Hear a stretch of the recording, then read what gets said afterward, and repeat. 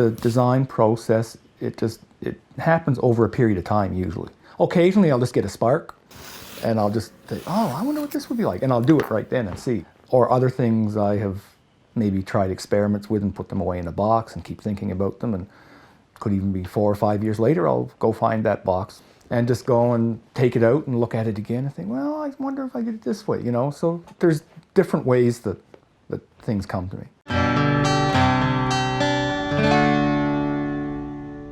I got my first job in a factory in Kitchener, Ontario that made boots, and I did really unskilled work there, but it kind of got me interested in leather, and that would have been 40 or 41 years ago.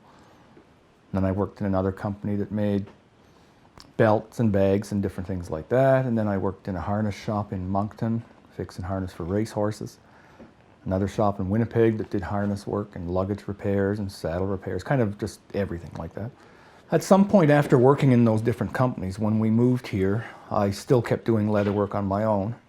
You know, I would do orders for friends or myself, always something functional. And then eventually started thinking, well, you know, maybe we could make a little bit of income this way. So we started producing goods on a very small scale and going to craft markets in Halifax and Sydney and to Pictou for a few years. Eventually, after so many years of the craft shows and whatnot, we realized that we might as well try opening a store, being as we live right on the Cabot Trail.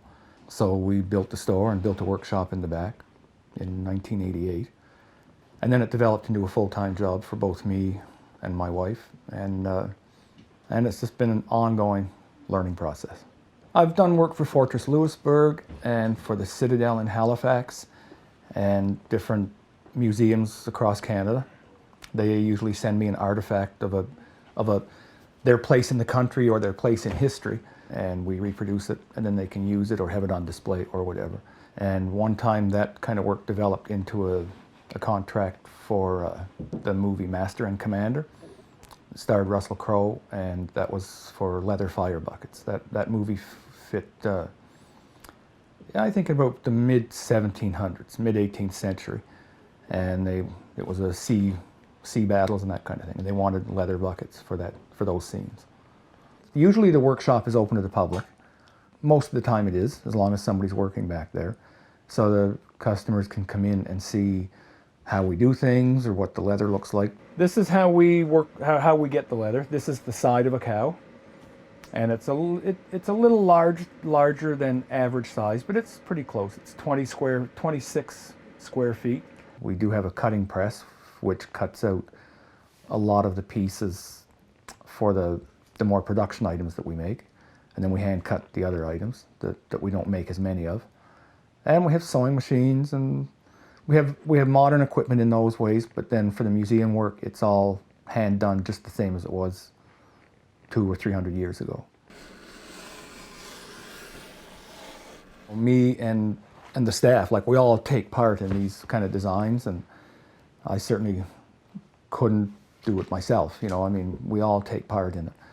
So one of us might come up with the thought of a new bag, and sometimes one of us, you know, me or somebody else will go and make a prototype, and then we'll discuss how we can change it or how to make it work better as a functional piece. Usually I focus on things that are functional, but that are pleasant looking, you know, and aesthetically pleasing.